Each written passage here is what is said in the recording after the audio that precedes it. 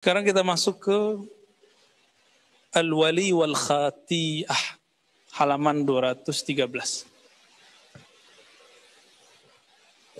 Wabil khusus kepada Imam Al-Hakim At-Tirmizi, beliau Hafizus Sunnah zahiratan wa batinah,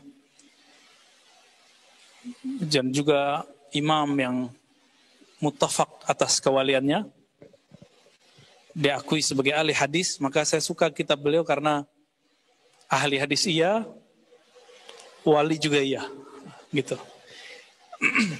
Untuk beliau kita kirimkan lahu al-Fatihah.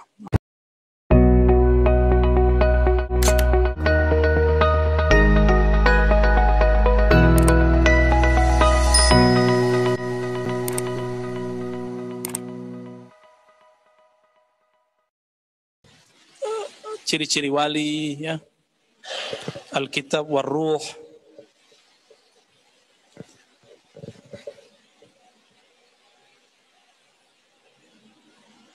pengangkatan kewalian, karamatul aulia.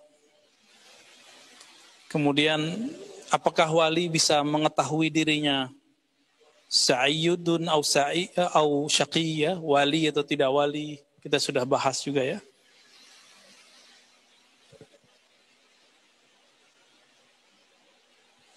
Sekarang kita masuk ke Al-Wali wal Khati'ah, halaman 213.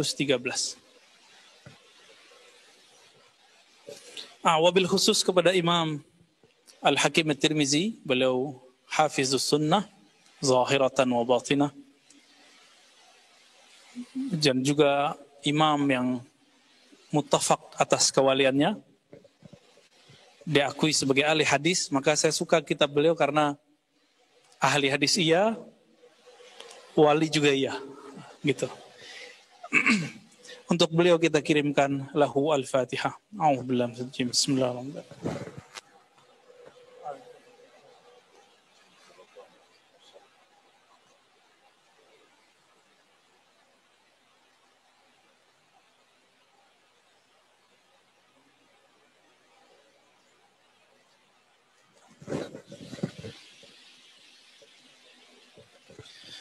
Apa perbedaan keyakinan Ahlus Sunnah dan Syiah dalam meyakini kewalian dan keimaman?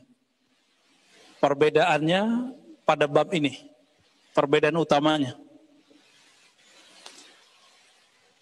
Syiah juga berbicara kewalian, Ahlus Sunnah juga berbicara kewalian. Bedanya di mana? Bedanya di bab al-walaya wal khati'ah, kewalian dan masalah dosa atau kesalahan. Ya, khati'ah bisa diartikan kesalahan, ya. Syiah meyakini para imam ma'sumuna, a'immah ma'sumuna minal khataya, minal khati'ah. Para imam itu terpelihara dari dosa dan kesalahan. Ini yang disebut ismah, ma'sum. Masih ingat konsep itu, ya? Bagi kita Ahlus Sunnah wal Jamaah, ya, kita boleh beda dong, ya. Apa perbedaan hakikinya? Kita meyakini yang ma'sum, yang terpelihara ismah cuma Nabi Yuna Muhammad sallallahu alaihi wasallam dan para nabi. Adapun selain Nabi, hatta Abu Bakar, hatta Umar, hatta Utsman, hatta Ali, itu masih bisa salah, ya. Kalau nggak begitu, mana mungkin terjadi perang antara Aisyah dan Ali? Mana mungkin terjadi perang antara Ali dan Muawiyah? Umar kurang nyaman dengan Ali. Itu riwayatnya silakan ada di kitab-kitab yang sahih. Tapi itu kan urusan pribadi sahabat. Urusan pribadi sahabat tidak boleh dijadikan sebagai persoalan syariat. Gitu, ya. Urusan pribadi ini kemudian dibawa ke ranah politik oleh Syiah, dijadikan sebagai doktrin. Itu perbedaan kita dengan mereka. Ya. Bagi kita sudah, ya. Apa yang terjadi al-musyajarah bainas sahabah pertengkaran di kalangan sahabat itu urusan mereka. Kita meyakini bahwa mereka udul. Apa arti udul? Mereka semuanya baik. Adapun kalau orang baik salah bisa nggak? Bisa, masa nggak bisa? Kalau sahabat saja bisa salah, apalagi para imam lebih bisa salah. Sahabat ketemu Nabi bisa salah, antum bisa bayangkan.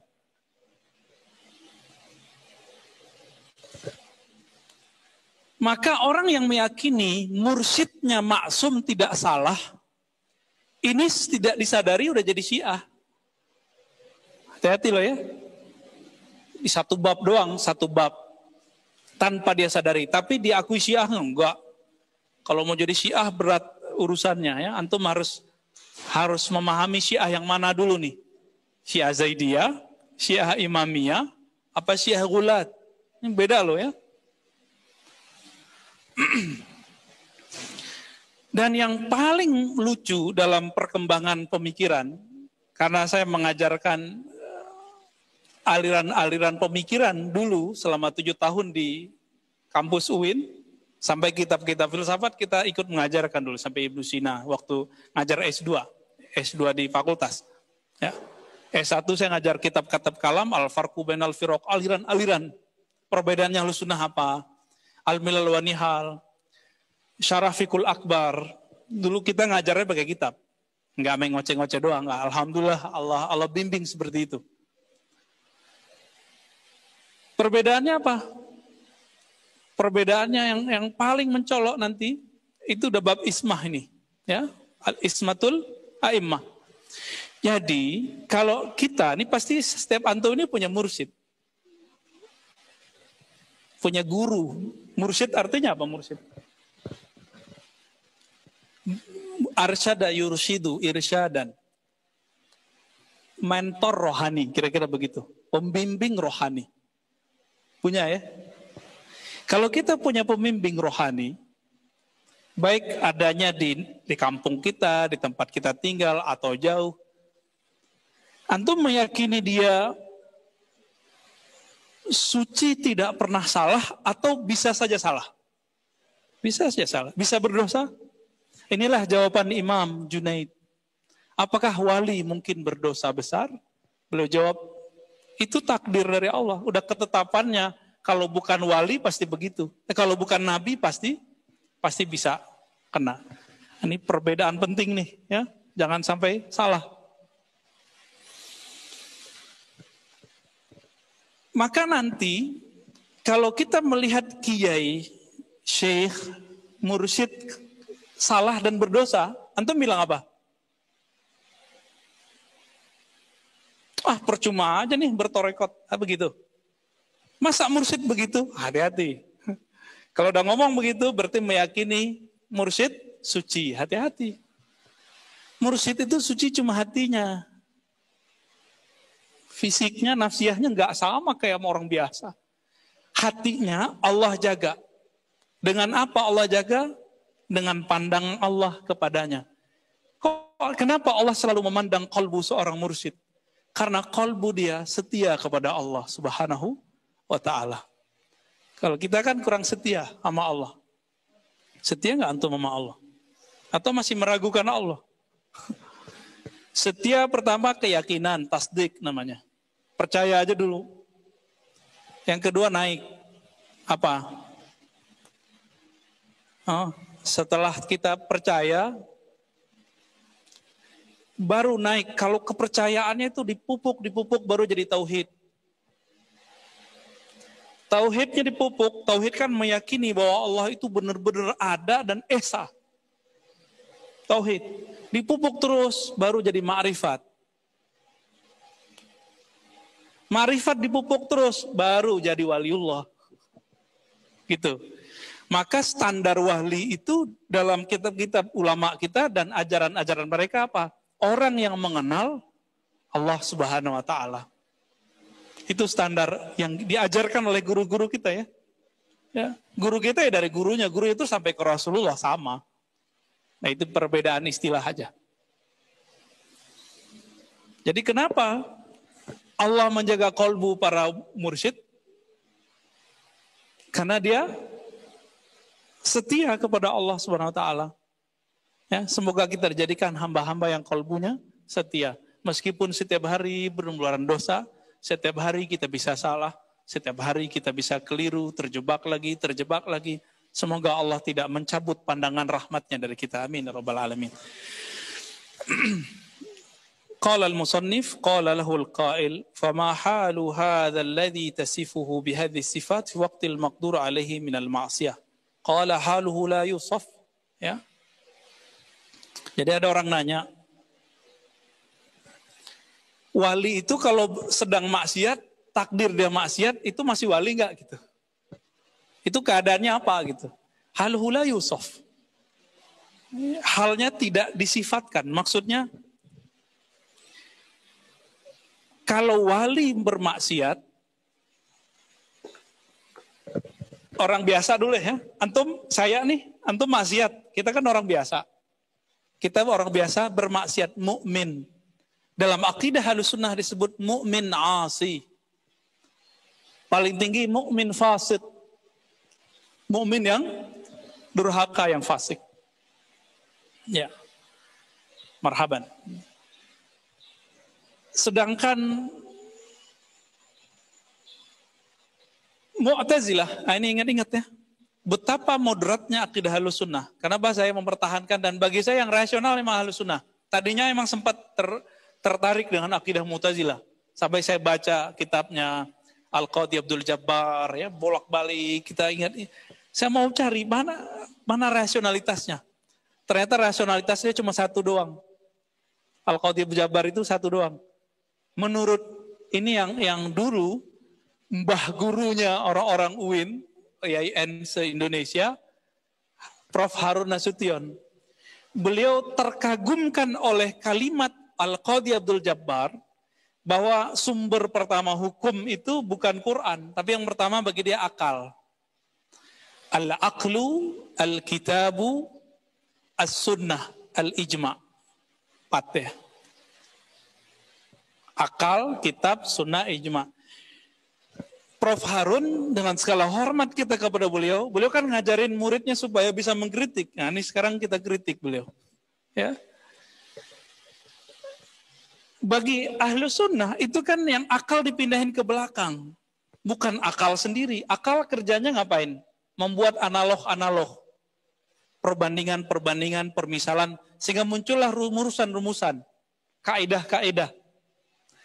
Kalau kaidah ini disepakati atau banyak dipakai orang, baru namanya, kalau disepakati semua, ijma. Jika hanya sebagian tapi relevan untuk kebanyakan disebut nanti qiyas.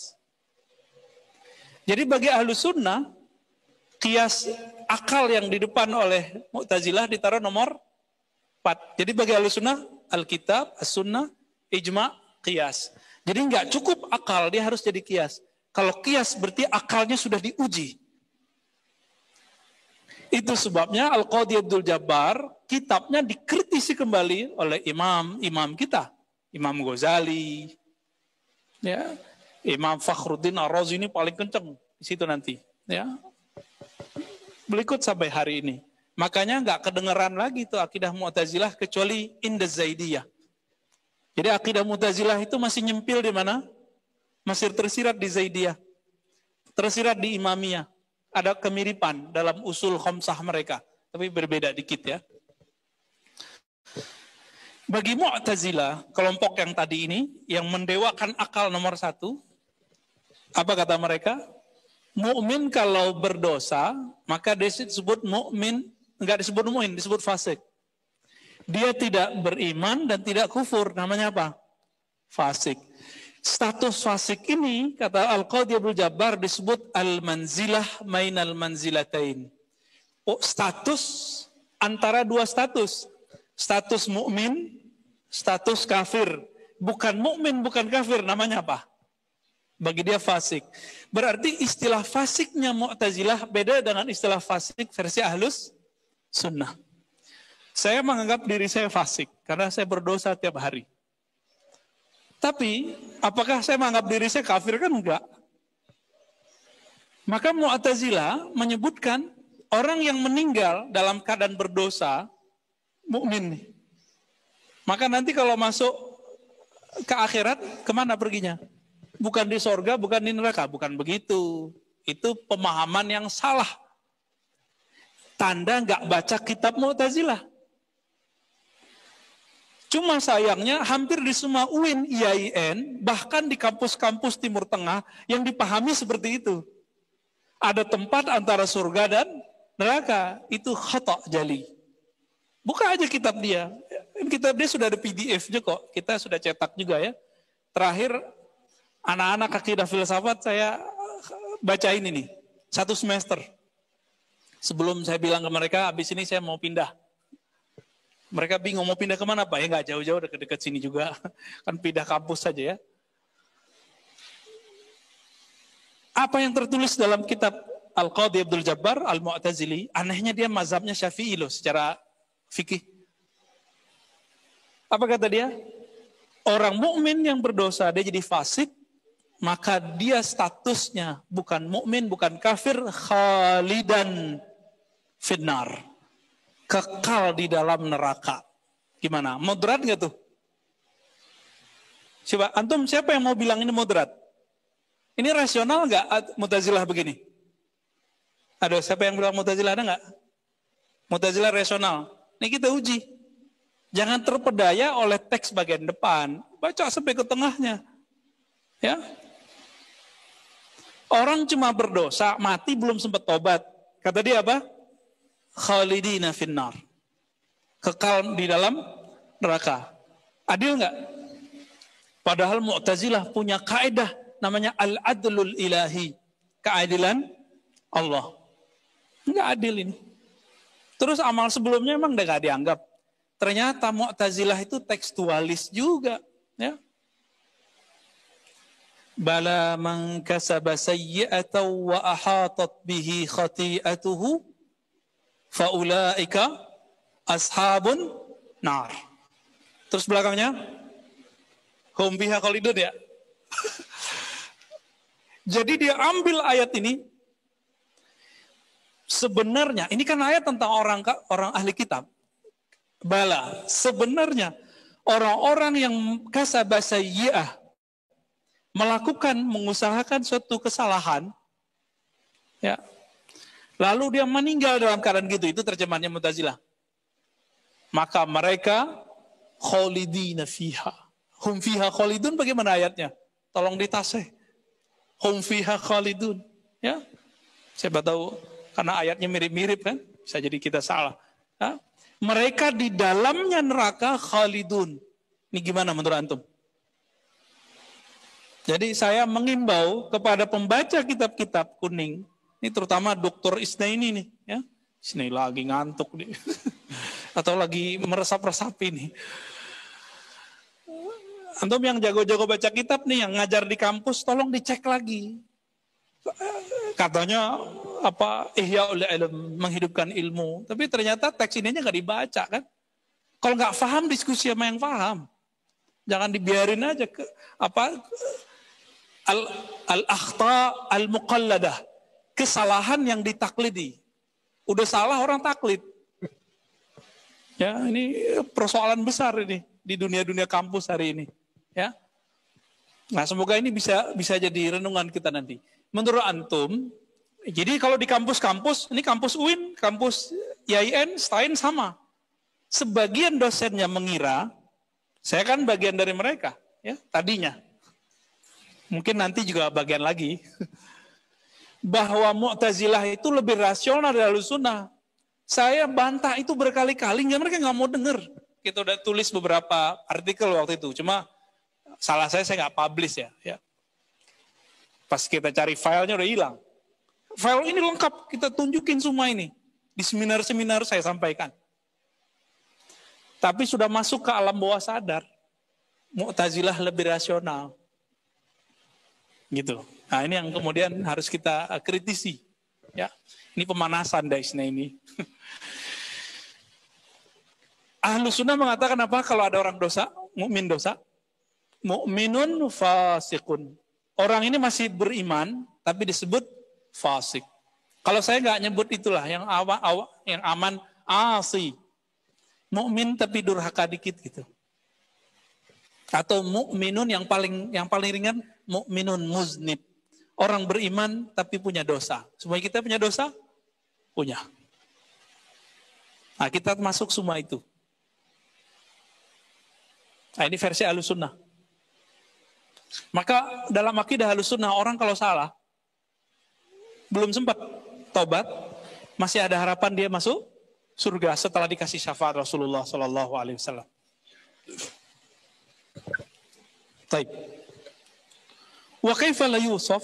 Qala li'anni law wasaftu asfa juz'in min 10,000 mimma yahullu li sahibi hadha idza waqa'a fil maqdur 'alaihi al-khati'ah thumma intabaha minha fa kullu sya'ratin minhu tusrikhu ila Allah nadman.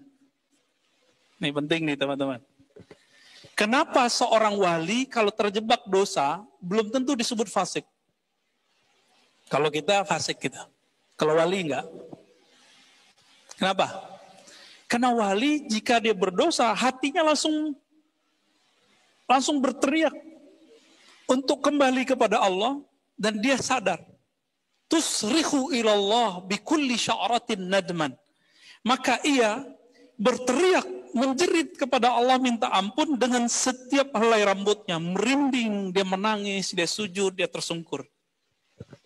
Ya.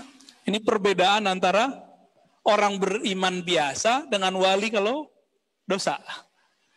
Kalau kita dosa, ya udahlah tenggelam sekalian, ya benar ya. Itu kita. Tapi kalau wali, jika dia berdosa, satu helai rambutnya bergetar nangis kepada Allah Subhanahu wa Ta'ala. Maka di saat dia bertobat, itu tobatnya jika dikumpulkan satu kota Jakarta, itu tobatnya ke cover sama tobat dia. Ini kalam Nabi dulu ketika ada orang bertobat dari satu dosa, lalu dia minta dihad, diberi sanksi. Orang-orang menghina orang yang minta disanksi ini. Apa kata Nabi? Wahai sahabatku, seandainya rasa taubat yang ada di kolbunya wuzzi'at ala ahlil Madinah lakafat. Ya, atau kama qala sallallahu alaihi wasallam. Seandainya ditebar itu rasa taubatnya untuk seluruh penduduk Madinah, maka rasa ini mencukupi semua dosa ahli Madinah. Kenapa? Karena setiap helai rambutnya, setiap tetes darahnya berzikir. Inilah yang disebut dalam Thariqah Naqsyabandiyah dan Qadiriyah dan Syatariyah, Syaziliyah, zikir al-jami' atau kullul jasad. Semua jasadnya berzikir. Zikir tingkat kedua dalam kurikulum Naqsyabandiyah itu zikir lataif, ada namanya zikir lataif, menzikirkan seluruh yang ada dalam tubuh kita. Kadang-kadang begitu cara Allah untuk membuat seseorang terbuka hijabnya. Taat terus, gak dibuka-buka. Kenapa gak dibuka? Dia merasa sesuatu dengan taatnya, maka Allah sedikit senggol dia, jatuh ke maksiat, di saat itu ruhaninya menjerit. Fakullu sya'ratin minhu tusrihu ilallahi nadman. Seluruh bulu romanya berteriak kepada Allah meminta ampun, menyesal. Dan itu ditandai dengan nangis. Tandai dengan nangis. Maka beruntunglah kita yang masih dikasih tangisan-tangisan itu. Ya. Wa kullu urqin ya'inu ilaihi alaman wa kullu mufassalin minhu yatatayaru haulan wa dhuhulan wa nafasuhu dahsyatan wa qalbuhu aimun. Bulu romanya merinding. Apalagi setiap tetesan yang ada dari badannya, keringatnya kah itu, air matanya, itu semuanya merasakan perihnya, sakit di rohaninya. Orang kalau nangis biasanya karena kejepit ya. Sakit, nangis gak? Orang susah hidup nangis. Orang terharu nangis juga, tapi biasanya karena kejepit. Karena ruhnya merasa terjepit, dia menangis kepada Allah SWT. Maka semua keringatnya yang panas, ya, air matanya mengalir, Itu adalah taubat. Inilah makna dari nadam. Nadam itu penyesalan. Setiap anggotanya yatatayaru haulan wa zuhulan, lemes, tersungkur sujud, ya lemas di hadapan Allah SWT. Nah, ini rasa orang tobat. Antum kalau tobat begitu enggak? Kayaknya harus kena maksiat dulu kayaknya. Enggak lah ya. Nafasnya dahsyah, nafasnya berat. Gitu. Orang kalau nangis gimana? Ya Allah. Gitu ya. Nanti antum kalau diajak istighfar jamaatan begitu tuh. Nanti kita buat insya Allah talqin jama'i. Maka yang hadir, yang lama yang baru, yang lama amalkan zikir yang sudah ada, yang baru datang atau yang sebelumnya online, amalkan ya hayyu ya qayyum setiap 5 waktu 40 kali. Amalkan dulu itu sampai terasa ringan, baru antum sudah bisa ditalkin zikir. Biar masuk nama Allah di kalbu kita, mengamalkan sunnah talqin zikir yang Nabi ajarkan kepada sahabat-sahabat. Ya. Fa idza lahaza jalalah kadat nafsuhu tuzhiq wa idza lahaza mahabbatah ishta'ala naran fa ahraqat masarinu wa yakadu kabduhu yataqatta'. Ya. Nah, ini masih sama nih.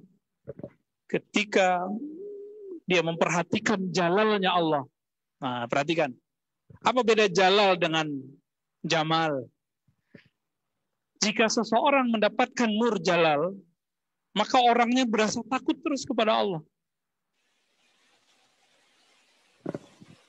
Ada rasa yang di rohani kita dua, khauf, rasa takut, yang kedua raja, rasa harap. Benar?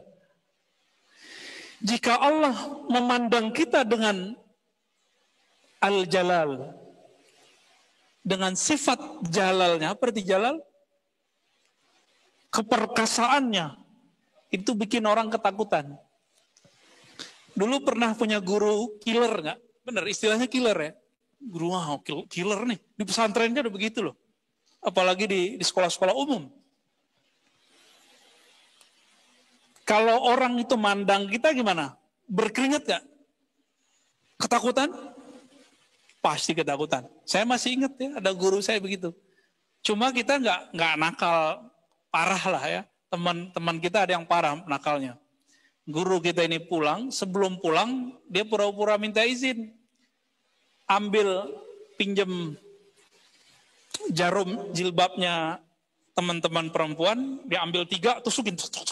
Kemana? Ke roda kebannya motor sang guru.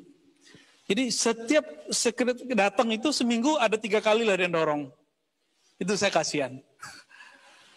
Kalau berarti jalal dia muakkad, mahdud. Jalalnya guru-guru galak, itu wibawanya cuma kalau dia marah. Tapi jalalnya Allah setiap saat. Tapi hati kita buta ya, kita nggak ngerasa. Satu kali Umar tidak memandang jalal Nabi, yang dipandang jamalnya Nabi. Terlalu berlebihan ngomongnya. Akhirnya beliau tobat. Ada sahabat yang pertanyaannya nggak penting-penting. Wahai Rasulullah, siapa nama bapak saya? Nanya nasab. Ntar ada lagi, wahai Rasulullah, nama bapak saya siapa? Akhirnya Umar mengatakan, Astaghfirullah, asyhadu an la ilaha illallah, natubu ilallah. Begitu. Jadi Umar negur mereka dengan cara tobat. Kenapa? Umar saat itu melihat Nabi gelisah. Muncullah jalalnya Nabi. Biasanya Nabi kan pakai jamal. Pakai mahabbah menghadapi sahabat. Tapi kan Nabi manusia. Ya. Jika jalal Allah yang terpandang dalam diri, maka orang akan ketakutan. Nangis juga. Jika jamalnya Allah, mahabbah Allah yang terlihat, nangis juga. Tapi rasanya apa yang muncul? Harap. Ya.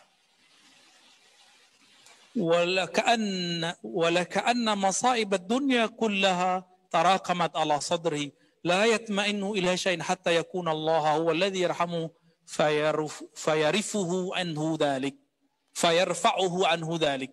Ya. Kalau seorang yang tadi wali itu tobat, lalu dia merasakan tadi jalal dan jamal, rasa takut dan harap, maka saat itu hatinya bergejolak, dia hanya berharap saat itu Allah lah yang akan menyelamatkan dan mengangkat semua kesedihannya. Itu sebabnya Sayyidina Umar 40 hari 40 malam, nggak tidur malamnya, nggak berbuka siangnya. Dia puasa tiap hari. Cuma karena merasa menyinggung Rasulullah. Cuma nyinggung Nabi aja begitu. Ya, itu Umar. Kita nyinggung Allah, nyinggung Rasulullah tiap hari ya. Ada yang tobat 40 hari nggak? Nggak ada ya. Wajar iman kita nggak sampai kepada derajat Sayyidina Umar.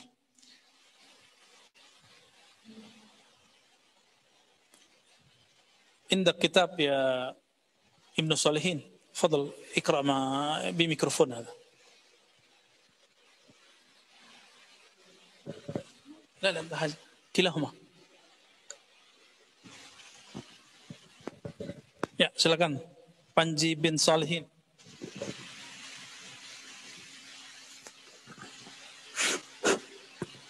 Fahada Sayyidul Awliya. Fahada Sayyid. Wala yazal.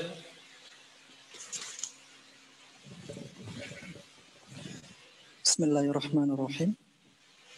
Wala yazalu hadha kayyan ala qalbihi famata yazulu anhu atharu dhalikal kay kullama nadhara ila athari hadzal kay fadat abaratuhu wij'an wa hayaan hatta yu'tifullahu alaihi fayatmasu dhalika minhu. Qala lahul qail innaka la tasifu amran ala ghairi sabili ma asyara ilaihi Yahya ibnu Mu'adz rahimahullah. Samit. Qala rahimahullah. Qala rahimahullah Yahya ibnu Mu'adz qad arafta ma kana Yahya min hadzal amri kana Yahya Qad araftu ma kana Yahya min hadzal amr. كان يحيى رجلا من أولياء الله ممن له حظ في هذا الأمر ولكن الله عز وجل فتح له في الغيب من ملك الجمال وملك البهجة مقرون بملك الجمال فكان إياه يلاحظ وعنه ينطق وكذلك الشيوخ الذي صاحبه. Nah. Ya, dulu ada seorang imam namanya Yahya ibn Mu'adz ar-Razi. Yahya ibn Mu'adz ar-Razi inilah yang mengatakan man arafa nafsahu faqad arafa rabbahu. Tapi beliau nggak bilang ini dari siapa. Berkembanglah kalam itu sampai ke zaman Ibn Arabi. Ibn Arabi kemudian bingung. Beliau ahli hadis juga. Sebagian gurunya ahli hadis mengatakan ini hadis, sebagian gurunya mengatakan ini bukan hadis. Maka beliau teliti betul secara ilmu hadis ini bukan hadis Nabi. Tapi seorang Ibn Arabi punya metode kedua. Dia bertanya langsung secara rohani kepada Nabi. Bermimpilah beliau ketemu Nabi, lalu bertanya. Karena Nabi mengatakan man ra'ani fil manam faqad ra'ani. Siapa yang mimpi bertemu aku, dia telah melihatku. Jadi antum kalau ngotot nggak mau belajar tasawuf, nggak akan pernah paham bab ini. Begitu aja terus. Sibuk dengan lembaran-lembaran yang tertulis. Yang penulisnya sudah wafat semua. Udah wafat kan? Imam Hakim Tirmidzi udah wafat. Bukhari udah wafat.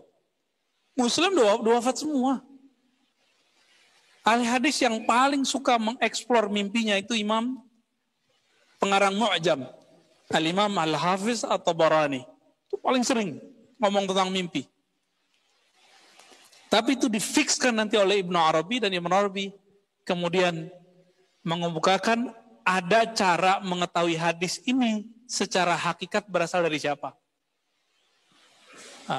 Apa kata Nabi dalam mimpinya dia? Ini kalamku. Maka adab rohaninya seorang wali seperti Ibn Arabi tetap mengatakan ini hadis. Tapi adab seorang ahli hadis, dia mengatakan ini bukan hadis, sudah gitu. Jadi jaga-jaga adab masing-masing aja. Kenapa? Ini dua hal yang berbeda. Ahli hadis hanya meneliti yang tampak. Yang nggak tampak itu bukan urusan ahli hadis. Maka antum jangan tanya tasawuf ke ahli hadis yang nggak mengerti tasawuf. Bisa-bisa dia menzindikkan tasawuf. Itu problemnya selama ini. Bertanya bukan ke ahlinya, itu udah melanggar sunnah. Fas'alu ahla dzikri in kuntum la ta'lamun. Kalau nanya ke ahlinya. Masa nanya zikir kepada ahli pembid'ah zikir? Ya. Nanya tarekat Naqsyabandi ke orang anti tarekat. Nanya tentang Syekh Nazim kepada orang yang menyesatkan Syekh Nazim. Gak ngerti Syekh Nazim. Ya. Dulu saya lebih dari 10 tahun mengatakan Syekh Nazim itu musyrik dan kafir. Ya, lama kan? Karena terpengaruh fatwa Syekh Abdullah Al-Harari. Belum ahli hadis.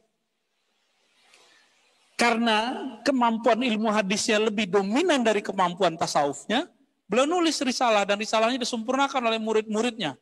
Walhasil, murid-murid Syekh Abdullah Harari, rahmatullah alaih, ya, mengatakan Syekh Abdullah Faiz, gurunya Syekh Nazim, itu zindiq, fasik. Sanadnya terputus. Bagi saya cek, sanadnya nggak terputus kok.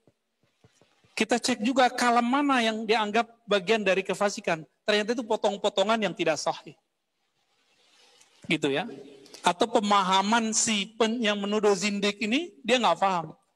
Dan antum perlu tahu, yang menuduh zindik bukan orang Wahabi Salafi. Syekh Abdullah Harari, dia juga bertorikot, dia mursyid torikot Rifaiyah.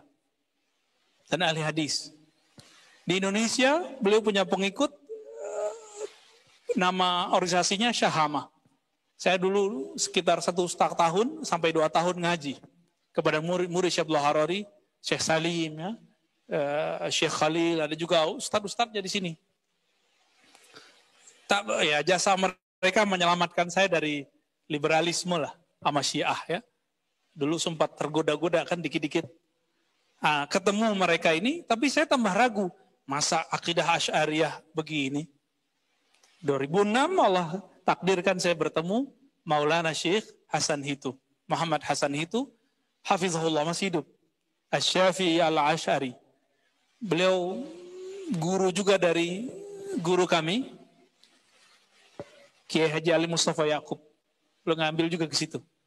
2006, 2007, 2008 kita talaki akidah Ahlussunnah, usul fikih dan fikih kepada beliau. Alhamdulillahirabbil alamin. Ya. Sampai beliau kemudian buat Jamiah Syafi'iyah di Cianjur. Ada yang dari Cianjur kan nih? Ada yang pernah ke sana? Pernah ada ini? Oh, kayaknya harus ke sana. Itu para asatisnya 90% kayaknya dari Suriah. Ya. Syafi'i, hafiz Quran mereka ya. Hafal matan Zubat itu mereka pada hafal. Kayak kiai kita, syekh kita dulu. Ada yang pakal qiraah sab'ah. Wah, Masya Allah. Dahsyat-dahsyat ya. Nah, kembali ke Al-Imam Yahya ibn Mu'az Ar-Razi. Ya, ada Ar-Razinya loh ya. Yahya ibn Mu'az Ar-Razi. Nama Ar-Razi ini memang antara unik dan gak unik. Ada ya Abu Bakar Ar-Razi dianggap zindiq. Karena dituduh mengingkari kenabian. Kita cek, oh enggak juga. Orang salah baca. Dia tidak membahas kenabian, tapi dituduh nolak kenabian. Ada Yahya bin Mu'az Ar-Razi, ahli kezuhudan, ahli hadis, tapi zuhudnya lebih terkenal. Disebut Imam Ahlur Raqaiq. Kalam-kalamnya itu menyentuh kalbu. Ada Ibnu Abi Hatim Ar-Razi. Ibnu Abi Hatim Ar-Razi. Beliau imam. Dan ayahnya, Abu Hatim Ar-Razi, ahli mengkritisi hadis. Jadi orang ini kalau disebutkan silsilah hadis, dia tahu, ini orang dhaif sahih, dhaif sahih. Namanya siapa? Abu Hatim Ar-Razi dan anaknya Ibnu Abi Hatim Ar-Razi. Anaknya Ibnu Abi Hatim Ar-Razi, nulis kitab judulnya Al-Jarhu Ta'dil. Kritik terhadap orang-orang yang ada dalam daftar nama riwayat hadis. Selesai dia nulis kitab, kitabnya nyebar, datang seorang sufi yang ahli kasyaf. Apa kata Sufi ini? Hei Ibnu Abi Hatim, ente tahu nggak orang yang ente kritisi riwayatnya sekarang sudah di taman-taman surga? Digituin nangis beliau. Tapi habis nangis senyum. Awalnya sedih, habis itu bahagia. Sedih karena membicarakan itu, bahagia kenapa? Alhamdulillah. Kamu datangnya sekarang, coba kamu datangnya kemarin. Kitabku belum jadi. Sekarang kitab udah jadi, udah nyebar. Sampai sekarang kita punya ya, ada yang 6 jilid, ada yang 4 jilid. Gak tahu yang dari Darussunnah berapa jilid? Ali, 4 ya. Itu ajib. Kalau mau paham kaidah mendoifkan rawi, mensahihkan rawi, antum wajib baca jilid pertamanya. Wajib. Men bilang sohih gak sohih aja ya. Ya, ntar dijewer modasnya ini ntar nih. Berat ilmu tentang mensahihkan dan mendoifkan hadis. Jadi kalau ada orang ngomong, ini hadis sahih, ini dhaif, saya geli dengernya.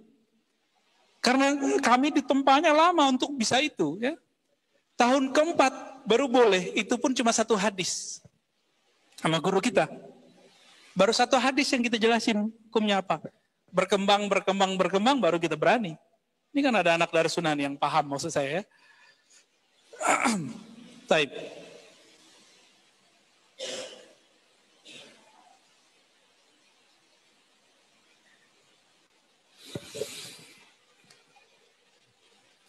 Penjelasan ini berbeda mazhab dengan Imam Yahya bin Mu'az Ar-Razi. Jadi Imam pengarang kitab ini menjelaskan ahwal wali ketika maksiat itu berbeda dengan Yahya bin Mu'az Ar-Razi. Bagi Yahya bin Mu'az Ar-Razi, wali nggak seperti ini. Maka dibantah oleh seseorang. Apa kata beliau? Kata orang ini, innaka la tasifu amran ala ghari sabil alladhi asyara ilaihi Yahya bin Mu'az Ar-Razi. Kamu kok menjelaskan wali dan masalah dosa berbeda dengan Yahya? Apa jawaban muallif Imam Al-Hakim At-Tirmizi? Rahimallahu Yahya. Semoga Allah merahmati Imam Yahya. Qad araftu makana Yahya min hadzal amr. Saya tahu makomnya Yahya. Oh, wali ketemu wali kan? Wali ngomentarin wali, ini begini nih. Wa kana Yahya rajulan min auliyaillah. Wali bukan nih yang ngomong. Menurut imam ini, Yahya bin Mu'az Ar-Razi adalah wali Allah. Oke? La ya'riful wali illa al-wali. Enggak kenal wali kecuali wali. Beliau wali enggak nih? Al-Hakim At-Tirmizi, wali ya. Al-Kutub beliau. Yahya bin Mu'az juga pernah jadi Al-Kutub. Ya. Kutub minal awliya. Walakin Allah azza wa jalla fata lahu fil ghaib min mulkil jamal wa mulkil bahjah markrunun bi mulkil jamal fakana iyahu yulahiz wa anu yantiq wa kadzalika syuyukh. Jadi makomnya Yahya, kata beliau, kok beda? Jadi ternyata Yahya ibn Mu'az Ar-Razi ini dibaca makomnya oleh Imam Hakim Tirmizi. Apa makomnya beliau? Orang ini telah Allah masukkan ke kerajaan jamalnya Allah. Ini alam Jabarut loh ya. Wa bahjah wa mulkil bahjah makrunun bi mulkil jamal. Ya. Kerajaan kewibawaannya Allah yang diiringi dengan kerajaan keindahan Allah. Maka dari situlah dia berbicara. Dari situlah sumber ilmunya. Jadi beliau kalau ngomong itu ngambilnya dari sono. Jadi teman-teman kalau sekarang tuh kayak gini. Kita kalau mendownload sesuatu artikel itu dari situs-situs tertentu ya. Ada servernya. Server itu anggaplah itu perpustakaan online. Oke? Atau situsnya dianggap sebagai perpustakaan online. Ini analog. Kalau antum tahu cara buka handphone, tahu kosakata, kata kunci keyword untuk masuk, bisa bahasa Arab, maka akan keluar teks bahasa Arab. Bisa bahasa Inggris, keluar teks bahasa Inggris. Kalau bisanya cuma bahasa Indonesia, ya keluarnya cuma bahasa Indonesia, paling nyempil-nyempil dikit bahasa Inggris. Sama, wali juga begitu. wali ketika mau mendownload ilmu dari alam jabarut mirip-mirip begitu. Ada kaifiatnya, ada keywordnya, ada torikohnya, ada jalan masuknya, ada pulsanya, dicas juga, ada handphonenya juga, ya. Jadi sekarang tuh paling gampang untuk menjelaskan kok wali bisa tahu tanpa belajar. Ini laduni namanya. Kok bisa? Karena dia punya handphone di dalam kolbunya, smartphone-nya itu terlalu cerdas. Ya, antum mungkin masih RAM-nya RAM 3 gitu ya. Kalau dia RAM-nya udah 10. Kita belum ngerti, udah baca, udah baca. Kira-kira begitu. Sekarang kan yang paling tinggi berapa? 6, 8 RAM-nya? Nggak tahu ya? Gaptek semua nih. Sama saya juga ya. Sahibu hadzal mahal ya. Al-unsu ghalibun ala qalbi. Jadi Imam Yahya ini merasakan mahabbahnya Allah itu lebih tinggi. Orang kalau sudah mahabbahnya tinggi, maka muncul namanya, orang kalau udah cinta, mesra nggak? Mesra itu bahasa Arabnya unsiyah.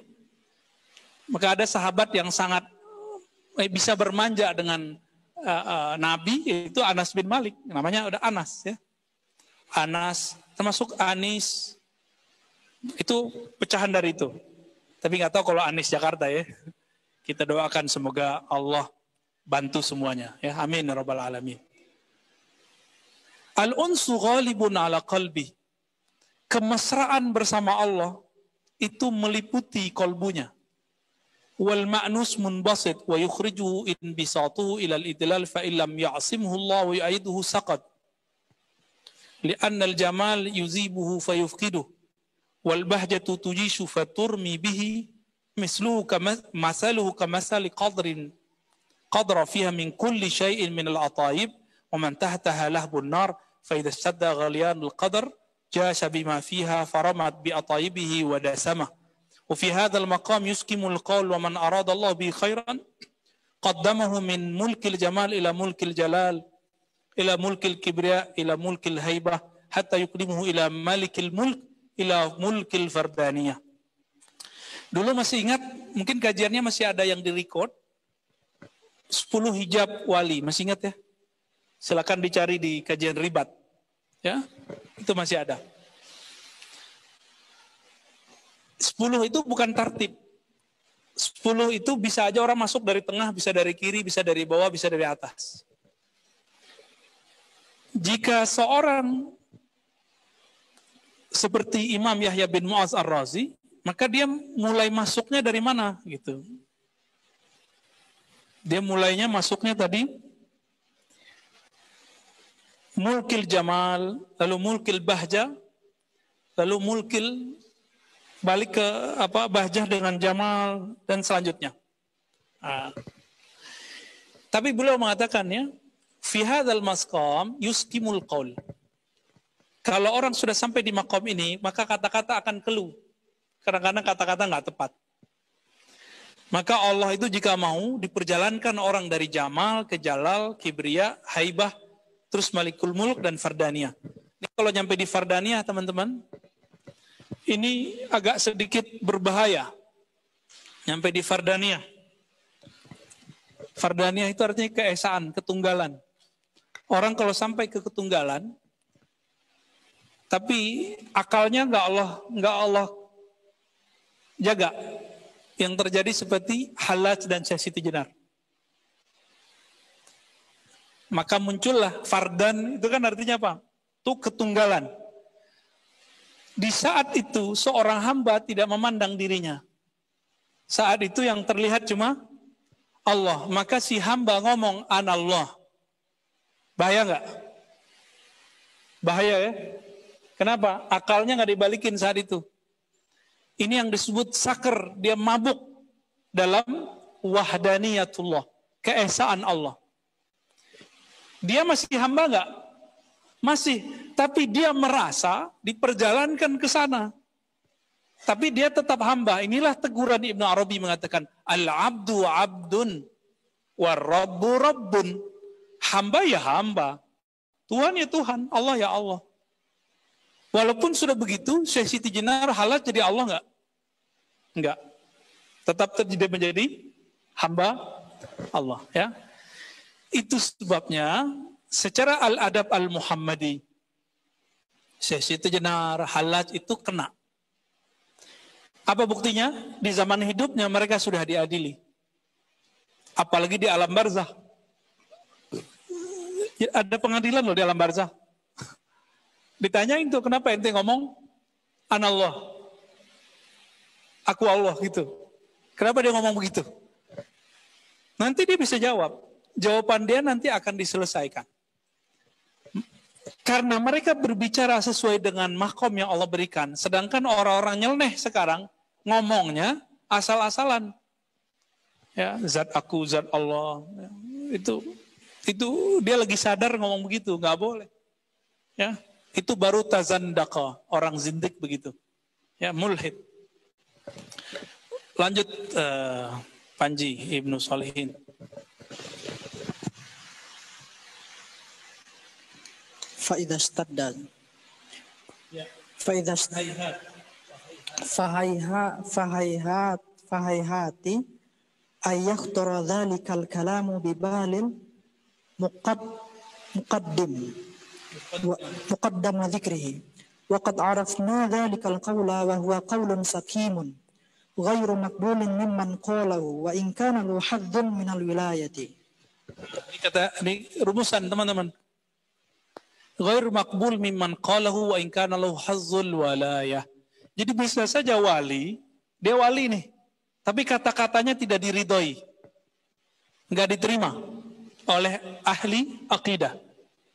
Itulah kasusnya Syekh Siti Jenar. Antum coba lihat, yang mengadili Syekh Siti Jenar wali juga bukan? Siapa walinya? Sunan cuma Sunan Kalijaga yang bisa. Yang bisa mengimbangi beliau cuma Sunan Kalijaga.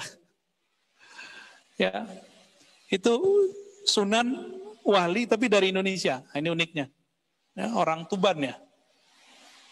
Tapi kuburannya di Demak ya. Walau alam saya nggak tahu mana yang asli ya, karena kuburannya banyak sekali.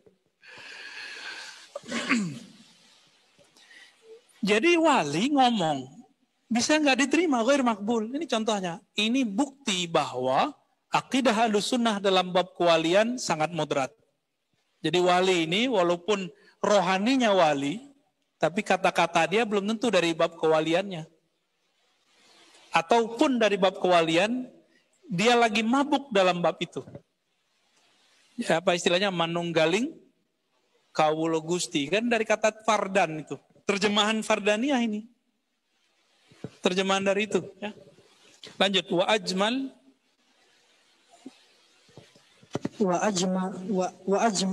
ajmala lakal qawlu inna man takhaballahu al-waliyya wa balagha bi hadhil manazila liyaj'alahu hujjatan ala ahlil mawqifi wa liyaral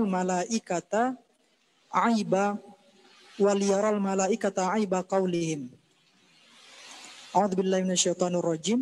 Ataj'alu fiha may yufsidu fiha wa yasfikud dima. Lima qala inni ja'ilun fil ardi khalifah. Inni a'lamu ma la ta'lamun. Fa'arada li mithli hadzal wali ay yaj'ala ahwalahu jaliyatan ala a'yunil malaikati wa hujjatan 'alal khalqi. La liyaj'alahu ibratan fi dhunubi thumma qala lahu irfa' bala dhunubi an qalbika fahadhihi waswasatu syaitan wa iyyaka an tasgha udhunaka ila hadzal qawli fa ayyu habibin lahu sadaqal mahabbah fi qalbika wa anta tajhadu nafsaka ala mukhalafatihi fa in badat minka jafwatun la taskhu nafsuka an tastakirra hatta tu'tibahu wa mithlu hadha yuqliluka fi adamiyyin. Wa kaifa tatahanna bi ta'amin aw bi syarabin qabla an tu'tibal karimal jalil fa innahu law lam yurfa' dzalika dzikral ma'siyah an qalbika bi lutfi rahmatihi ba'da hinin wa ba'din mahtarakta fi hubbihi fa kaifa tajidul qarara. Ya, baik. Kenapa wali harus terjadi pada dirinya maksiat? Enggak terjaga dari dosa. Apa jawaban beliau tadi? Supaya menjadi ibrah untuk para malaikat. Tapi ini pertanyaan juga. Allah kan ngomong, wahai para malaikat, inni ja'ilun fil ardi khalifah. Wahai malaikat, aku ingin menjadikan di bumi khalifah. Apa jawaban malaikat? Ataja'alu fiha may yufsidu fiha wa yasfikut dima. Ya Rabb, kenapa engkau menciptakan di bumi, menjadikan di bumi khalifah yang merusak di bumi, yang menumpahkan darah? Pertanyaannya, malaikat berarti udah lihat dong. Gimana? Itulah sebabnya ada muncul teori Adam sebelum Adam. Tapi itu diperdebatkan ya. Wallahu alam. Jadi malaikat sudah lihat. Ada manusia suka bunuh-bunuhan. Kalau di bumi ngerusak. Yang ngomong siapa? Malaikat. Malaikat gak mungkin dia tahu kalau dia gak lihat. Gak mungkin cuma ngelihat di takdir. Bab takdir gak mungkin. Kira-kira begitu. Mungkin ada Adam sebelum Adam kali, wallahu alam ya. Nah, ini jadi perdebatan panjang. Nah, saya tidak mau masuk ke sana, tapi Imam Ibnu Katsir pernah menyinggung itu dalam tafsir Ibnu Katsir. Bahkan Ibnu Qayyim, sahabat dan juga seniornya, pernah membicarakan sorga yang bukan sorga. Manusia yang sebelum manusia ini. Ya, dalam kitab Hadil Arwah sebagiannya. Wallahu alam. Maka teman-teman yang melakukan Allah, fa'arad al-mithli hadzal wali yaj'al ahwaluhu jaliyatan ala a'yunil malaikah. Jadi ini dijadikan ibrah untuk kepada para malaikat atau jadiin bukti untuk malaikat bahwa emang ya manusia emang begitu. Gitu ya. Baik, ini kitab Khatmul Auliya. Kita langsung ke kitab yang kedua aja. Dua kitab apa? Subat. Ya. Bismillahirrahmanirrahim. Terakhir apa, Panji? Daisna ini nih, apa yang terakhir nih? Oh, bab cinta ya? Oh, yang akidah.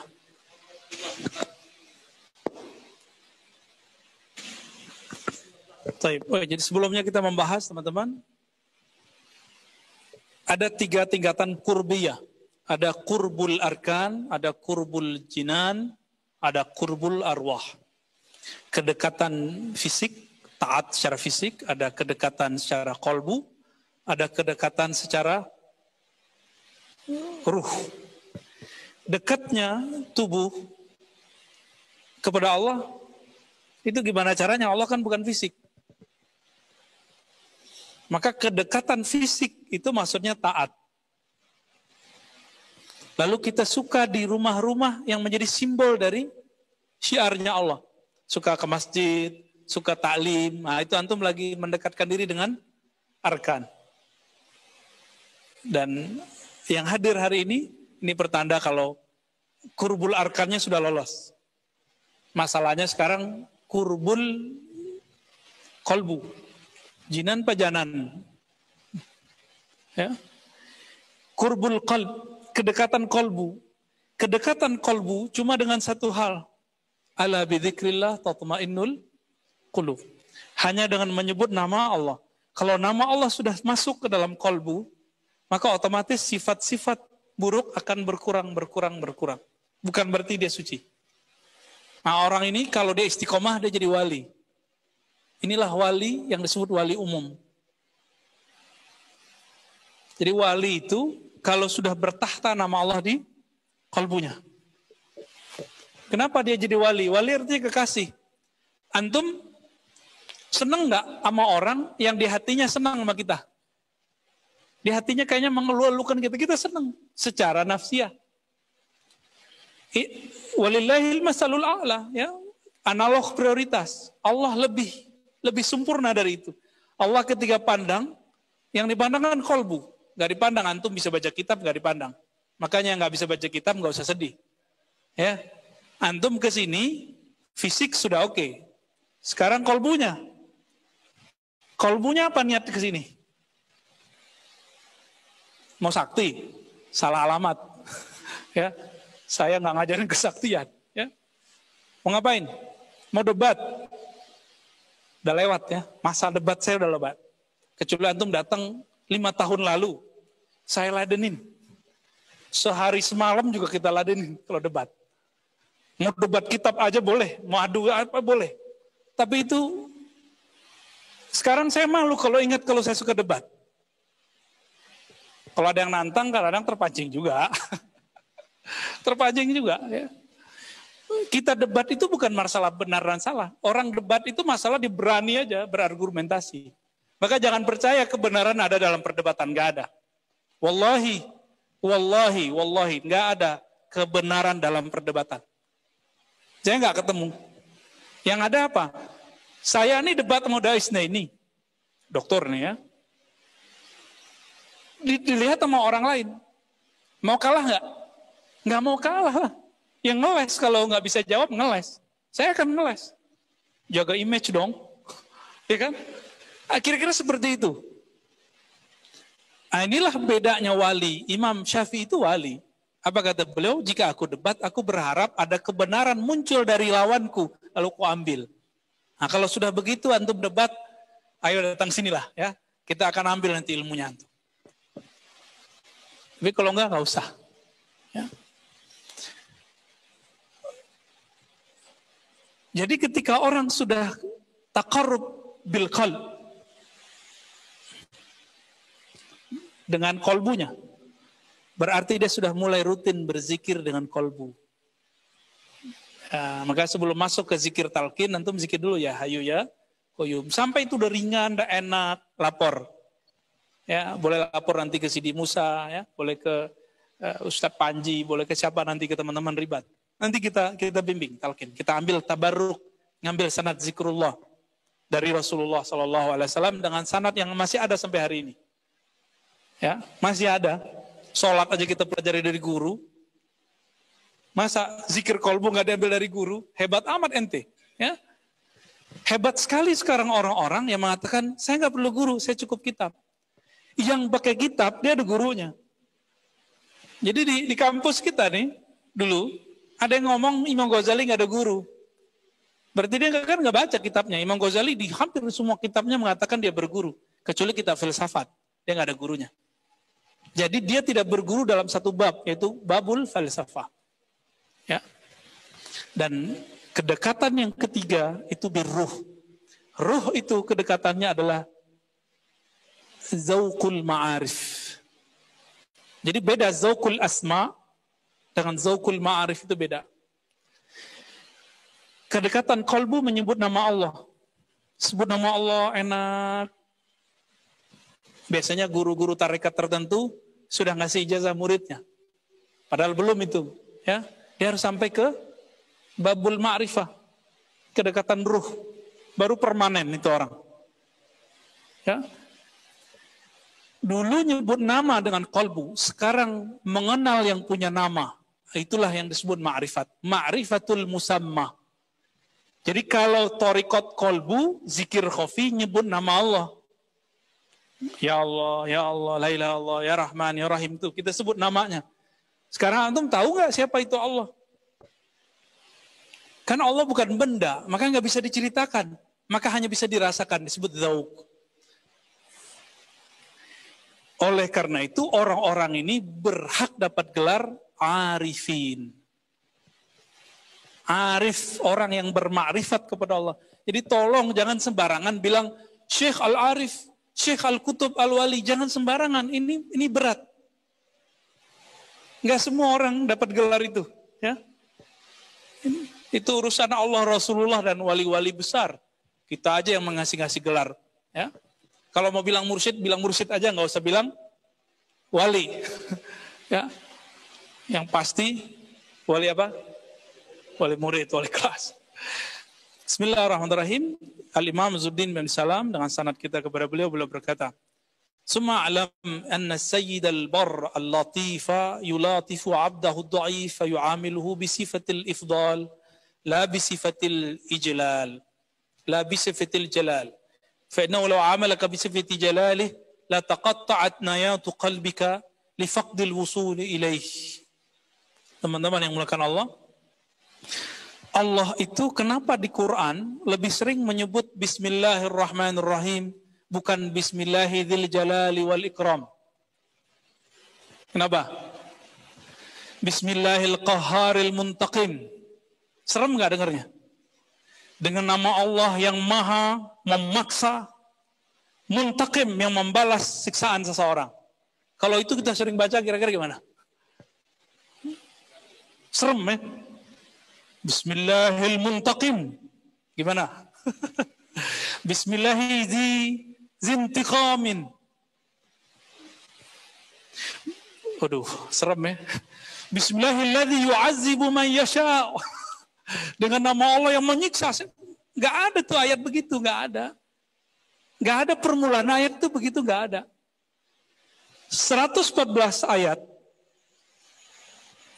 Ada 113 permulaan basmalah. Kenapa? Karena Allah ingin berbicara dengan kita dengan Bismillahirrahmanirrahim. Al-Quran itu adalah satu-satunya cara kita berdialog dengan Allah. Ini mau Ramadan. Antum latih dari sekarang baca Qurannya. Latih dari sekarang. Muraqabah Quraniyah namanya. Membaca Quran lalu merasa berdialog dengan Allah. Itu pintunya cuma Quran. Dan coba lihat semua surat kecuali Al-Bara'ah dimulai dengan basmalah. Kecuali Mushaf Ibn Abbas. Tapi Mushaf itu sudah nggak ada. Berarti Allah yuridu ayyatakallam bina birrahmah. Ya, Allah itu ingin berkalam-kalam dengan kita, itu dengan rahmahnya. Bukan dengan keperkasaannya, jalalnya. Jadi tolong jangan minta keadilan Allah. Antum sering ngomong nggak Allah nggak adil? Ya, itu kafir langsung. Ini pernah ngomong nih, kita syahadatin langsung di rumah. Ya. Untungnya dokternya dicopot saat itu. Mau dia ngomong asyhadu alla ilaha illallah. Kalau enggak pasti pergi langsung. Ya, alhamdulillah. Kenapa? Kalau Allah ingin berbuat adil, coba antum hitung. Setiap 1 detik, berapa nikmat Allah kita terima dari ujung rambut sampai ujung kaki. Ada gerak jantung yang tak terhingga. Coba tanya bapak-bapaknya, kakek-kakeknya yang sudah pasang ring. 1 ring berapa harganya? Tanya aja. Berapa, Pak? Ada 100-an juta. Ada yang lebih. Wallahi ya. Kalau kita minta keadilan Allah Subhanahu wa taala, mampus. Itulah maksudnya Nabi mengatakan, kamu masuk surga dengan rahmat Allah, bukan dengan masuk surga. Di sorga itu orang masuk sorga, jazaa'an bima kanu ya'malun, balasan terhadap apa yang mereka lakukan. Allah menyebut kita beramal, padahal amal itu Allah yang ngasih. Nah itu rahman namanya.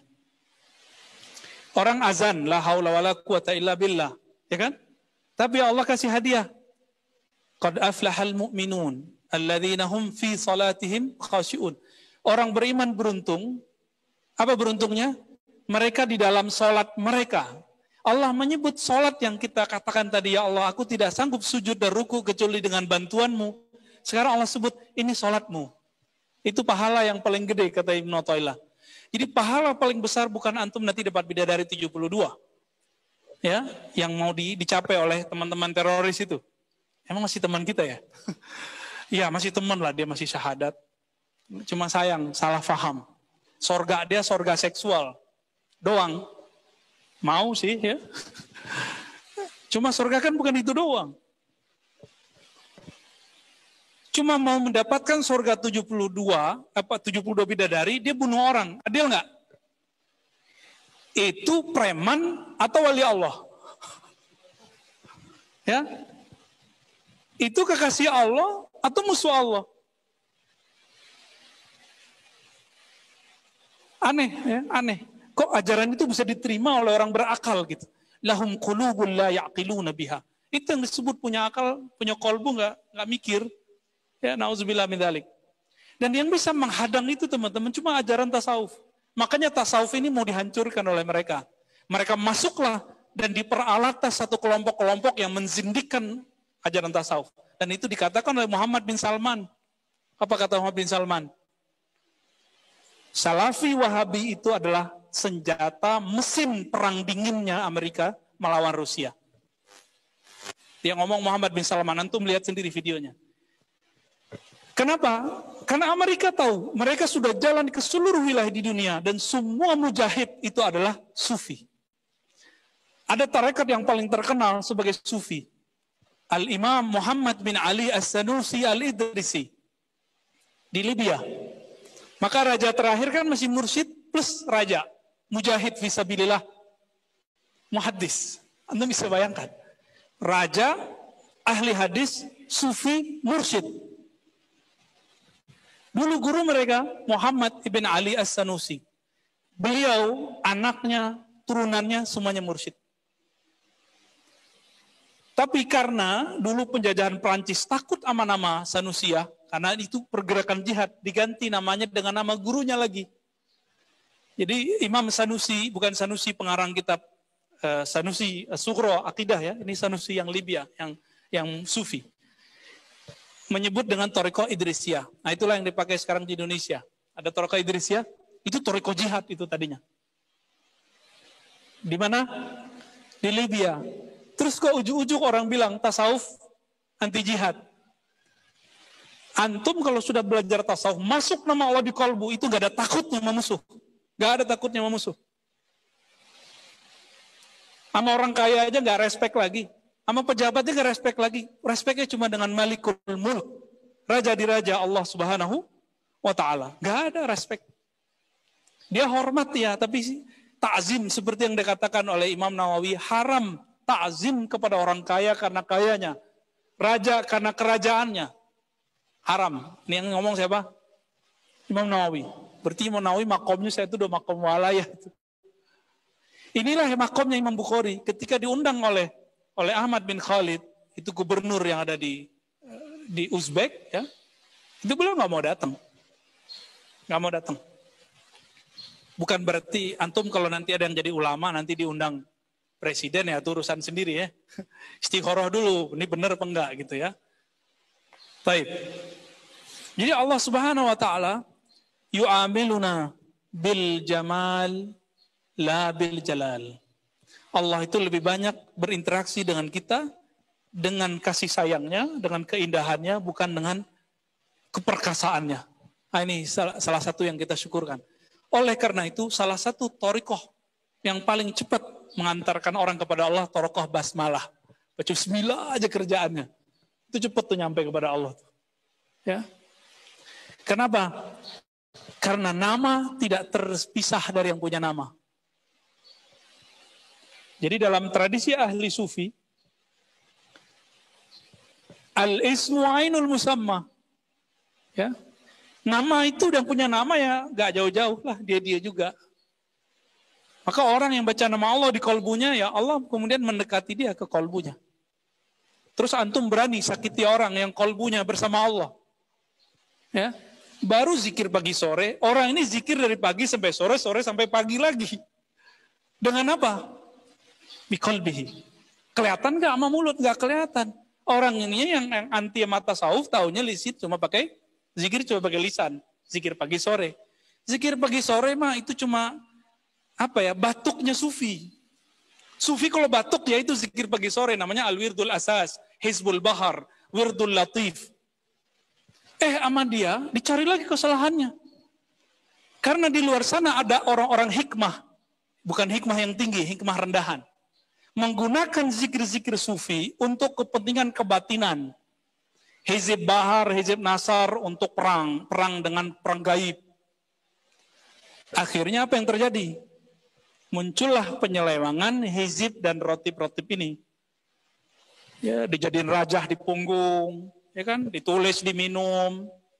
Apa yang terjadi? Akhirnya kita kemudian menanam sesuatu yang nggak pantas kita tanam dalam diri. Dan alhamdulillah ini teman-teman sudah banyak yang tobat dari itu ya. Nih, ini ada pakarnya nih.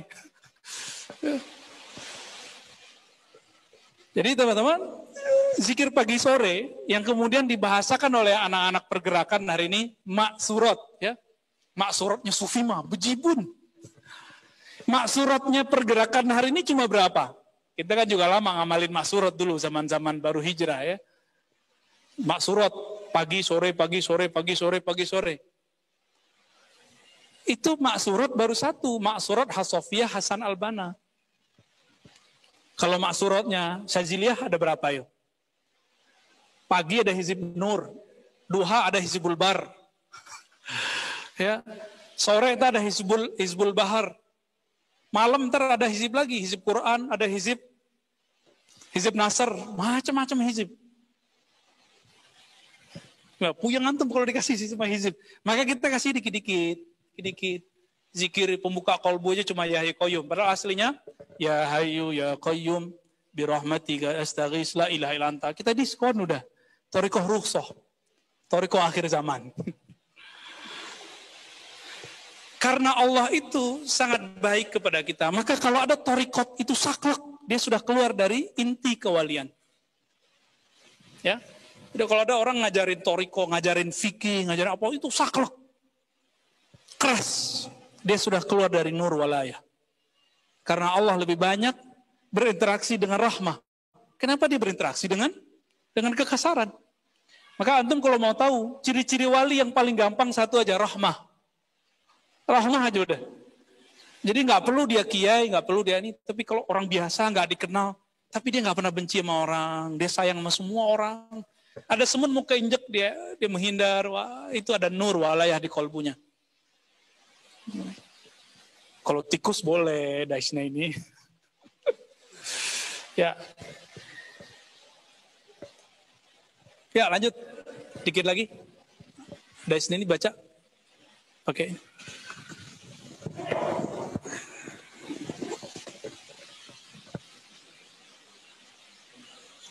Bismillahirrahmanirrahim. Fakullama zadathu ta'ziman zadaka takriman. Lanjut. Wa kullama fatama al-'abdu nafsuhu an thadyi jissihi wa jinsihi ghadahu bilubbani lutfihi wa unsihi. Wa kullama qata'a an bashriyatihi madata bi alufati amadihi bimamati ma'rufihi ala tara annal balabata wa hiya hashishatun hamra'u la waraqalaha tatlu'u ila janibil karamati wa taltafu biha fatashubbu ma'aha wa tanmu binumuhiha wa tahdaru bihadratiha la tubali falau qata'ta tilkal balayata min asliha wa man batiha la baqaita bi baqail karamati tanmu binumuhiha wa tahdur. Coba langsung loncat ke qala sallallahu alaihi wasallam. Qala Rasulullah sallallahu alaihi wasallam, inni anastu ka ahadikum inni abitu inda rabbi yut'imuni wa yasqini falaysa hadza min ta'amin bi khabzin wa idamin wa innama huwa ta'amu birrin wa in'amin wa fadlin wa ikramin wa mahabbatin wa ihtiramin. Wa kana sallallahu alaihi wasallam yashghuluhu ma yafidu alaihi min al-in'amil wahyi wal imdadil ghaibi wa syuhudil qurba anit ta'ami wasyarabi. Baik. Emang asli lulusan Parabe ya. Mantap. Tarbiyah Parabe, kitabnya sama ya? Sama. Masya Allah. Itu bukan ngetes loh ya, dokter. Pengen tahu sih ya. Baik, Rasulullah itu kadang-kadang menampilkan bahwa dirinya itu manusia. Apa kata beliau? Ana basyarun mislukum. Saya manusia seperti kalian. Ini yang dipakai oleh orientalis, amas kebanyakan salafi dan ahlu zahir di kalangan ahli fikih. Ini sama nih, mereka memanusiakan Nabi sangat manusia. Jadi nanti antum kalau baca buku biografi Nabi yang ditulis oleh orientalis itu memanusiakan Nabi tapi manusianya super gitu, hebat. Tapi tetap dia manusiakan Nabi. Mereka nggak mengerti dan tidak mau mengerti. Itu masalahnya, nggak mau mengerti. Bahwa Nabi ini punya ahwal lain. Kan nggak berhenti di ana basyarum mislukum. Kan ada kalimat berikutnya. Yuha Ilya. Maka di halaman berikutnya dikatakan apa? Rasulullah itu terkadang menunjukkan bahwa dia seperti manusia. Basyariah. Kadang-kadang beliau menampilkan bahwa dirinya bukan seperti manusia. Ketika para sahabat pada makan, beliau nggak makan. Apa kata beliau? Allah yang telah beri aku makan. At'amani Rabbi wasaqani. Allah lah yang beri aku makan dan beri aku minum. Tuh, tadi makan. Sekarang enggak makan. Tadi bilang saya seperti kalian. Tapi ketika kepepet begitu, Nabi harus menunjukkan sisi lainnya. Masih ingat bani makhluk, bani cahaya, bani nur, bani ruh, bani malaikat, bani insan. Sampai 4 aja ya, bani jin 5. Jazakallah. Bani cahaya ini para nabi. Rasulullah itu cahaya. Maka disebut nur. Maka beliau cukup diberikan saja nurullahnya, dia kenyang udah. Pewaris mereka disebut bani ruh. Mereka bukan makhluk fisik. Fisik ini cuma kendaraan mereka hidup di bumi. Maka jika Allah berkehendak suatu saat, maka lebih dominan ruhnya daripada fisiknya. Maka jadilah mereka sampai 309 tahun hidup. Itu bani ruh. Siapa itu? Ashabul Kahf. Uzair.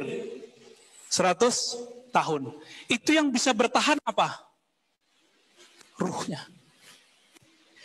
Jadi antum gak usah khawatir kalau gak makan sebenarnya. Ini kita nakut-nakutin ya. Nanti ketika Dajjal keluar, sebelum Dajjal keluar, seperti Nabi dulu pernah berjuang 3 tahun paceklik, barangkali nanti juga akan 33 tahun paceklik sebelum Dajjal keluar. Wallahu a'lam. Ini kan kita menganalogkan dari sirah Nabi.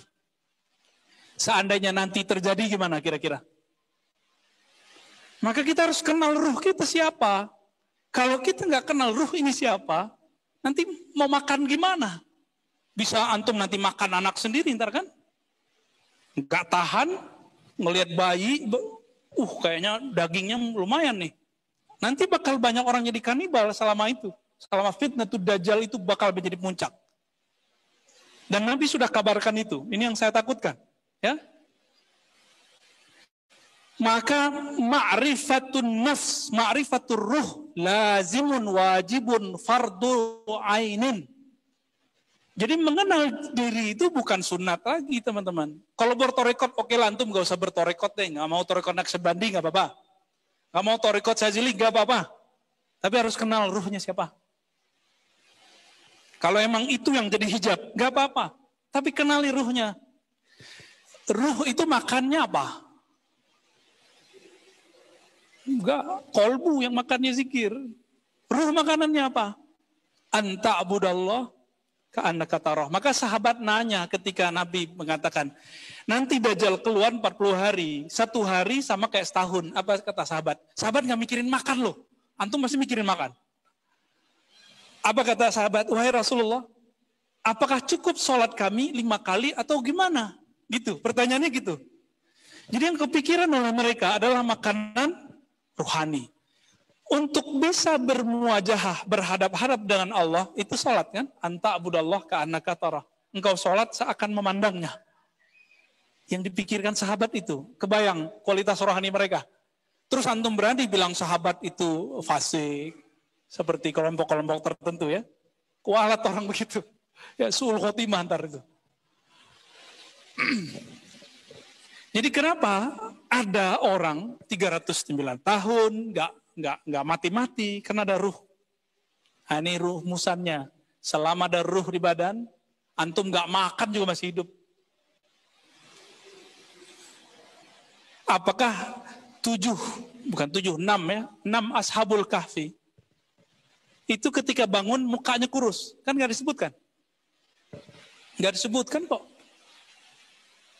Apakah mukanya kayak tengkorak, kan nggak ada juga. Ada nggak riwayatnya? Malah digambarkan cakep-cakep gitu ya. Makanya Dajjal itu benci sekali dengan ashabul kahfi. Masuklah ke ilmu ruqyah. Ilmu ruqyah ini kan ilmu campur majinologi. Akhirnya sekarang orang-orang yang tidak bersanad ruqyahnya itu menjadikan kaligrafi nama ashabul kahfi itu sebagai bahan olok-olokan. Dianggap itu sumbernya setan. Yang bilang itu sumber setan, dialah setannya di dalam dirinya.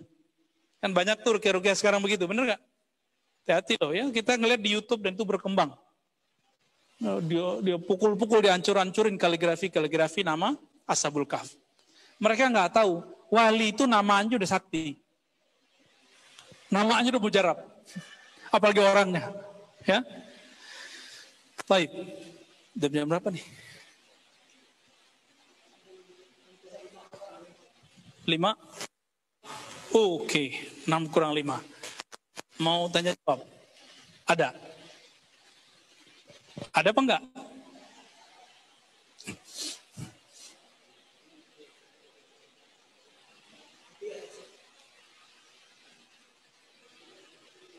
Sebelum ada tanya jawab, Imam Izzuddin Bisalam mengatakan bahwa Nabi itu kalau sisi ruhaninya datang, itu biasanya muncul ahwal. Ada keadaan 3. Dan beliau berarti sedang dapat kabar-kabar dari alam Jabarut kah, Malakut kah, dan itu ada 3 jenis. Pertama, al-arwahus salasah ar-ruhul amin, yaitu Jibril. Waruhul kudus, waruhul rumuz.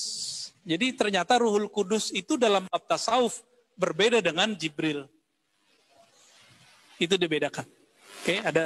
Jadi yang datang ke beliau itu kadang Ruh Al-Amin, ada Ruhul Kudus, ada yang ketiga Ruhul Rumus, rumusan. Ya, wallahu a'lam bishawab. Fadhal.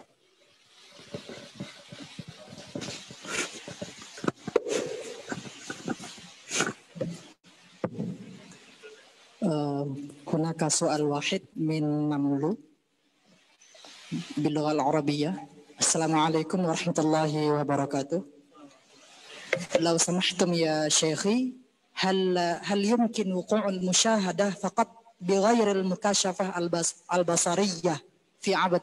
شكرا لكم. يا شيخي، هل يمكن وقوع المشاهدة فقط بغير المكاشفة البصرية في عبد؟ بغير مكاشفة البصرية. البصرية. Al-Basariyah, oke. Ini suaranya yang bagus, ke sono, ke sini kurang bagus. Benar, jelas nggak di situ? Ya. Kalau di sini agak gemak-gemak. Mungkinkah terjadi mukasyafah, Allah buka, tapi bukan basariyah, gitu ya? Oh, langsung basariyah. Oh ya, oke. Mungkinkah terjadi tersingkap alam gaib itu dengan mata? Mata ini kan cuma alat doang. Coba yang melihat mata ini atau ada satu chip di dalam diri kita namanya basor. Basor itu disebut dalam bahasa Arab sifat. Tapi kalau bahasa Indonesia sifat penyabar ya, pemarah, ngantukan, bosenan, itu bahasa Indonesia. Tapi sifat dalam bahasa apa? Dalam bahasa Arab Itu salah satu karakter manusia. Basor, melihat, disebut basir. Mungkinkah saat jaga? Mungkin pakai hadis Sahih Bukhari. Hadisnya antum sudah hafal. Kalau seorang wali sudah mendekatkan diri dengan amal-amal yang nawafil, kuntu sam'ahu alladhi yasma'u bih. Maka aku ganti yang dengar bukan telinga ini, tapi chip di dalamnya bukan basor dia, tapi basori. Basarullah. Yang dengar sam'ullah. Yang melihat basarullah. Tapi alatnya mata ini. Loh kok mata manusia? Emang manusia siapanya Allah? Manusia kan perbuatannya Allah. Suka-suka Allah dong, mau ganti kapan? Ribet amat. Ya. Jadi mungkin nggak kasyaf mata telanjang? Mungkin. Dan itu sering terjadi. Itu terjadi pada Habib Umar. Lalu bagaimana dengan Imam Syafi'i yang mengatakan tidak diterima persaksian orang yang ngaku ngeliat jin? Itu kalau dia ngaku, saya ngeliat jin, saat dia ngaku begitu nggak diterima. Tapi kalau dia ngaku yang lain yang bisa dilihat pakai mata, empirik namanya, baru diterima. Kenapa? Al-jin la yura. Di Quran jin nggak bisa dilihat. Dengan kasat mata. Hukum yang dipegang oleh Imam Syafi'i itu hukum zahir atau hukum batin? Hukum hakikat atau hukum syariat? Kalau hukum syariat berlaku nggak kasyaf? Nggak berlaku. Jadi antum mau kasyaf 1000 kali, itu dibawa ke pengadilan nggak laku. Itu sebabnya al-mukasyafat laisat bihujjah. Kasyaf itu tidak boleh dijadikan hujjah, hanya dijadikan ibrah. Bisa dibedain ya. Mimpi apalagi. Mimpi kan bagian dari mukasyafah sughra. Jadi mukasyafah ini ada yang sughra, ada yang kubra. Yang sughra yang lagi mimpi. Ada yang wusta, lagi zikir tiba-tiba trans. Nah itu maksudnya wusta itu. Tapi kalau yang sudah oke, yang top itu. Lagi begini dia tahu nih. Ngerti dia. Nah, itu sudah kubra orangnya. Ya. Biasa aja. Mukasyafah itu nggak seram-seram amat, biasa aja. Ya. Khalas. Udah ya? Ada yang mau ditanyakan? Bismillah. Ada yang mau nanya tapi malu. Ya udah, disimpan aja dulu ya. Baik teman-teman yang bukan Allah, kita baca akhir surat Hasyr. A'udzu billahi as-sami'il 'alim minasyaitonir rajim.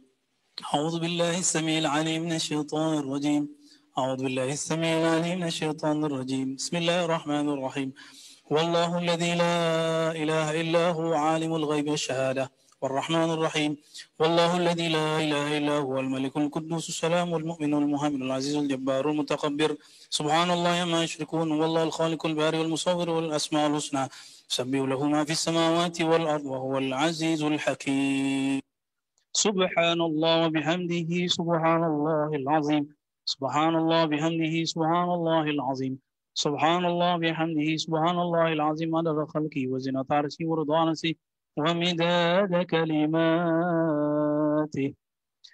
لقد جاءكم رسول من أنفسكم عزيز عليه ما عنتم حريص عليكم بالمؤمنين رؤوف رحيم فإن تولوا فقل حسبي الله لا إله إلا هو عليه توكلت وهو رب العرش العظيم اللهم صل على سيدنا محمد سبحان ربك رب العزة عما يصفون وسلام على المرسلين والحمد لله رب العالمين السلام عليكم ورحمة الله وبركاته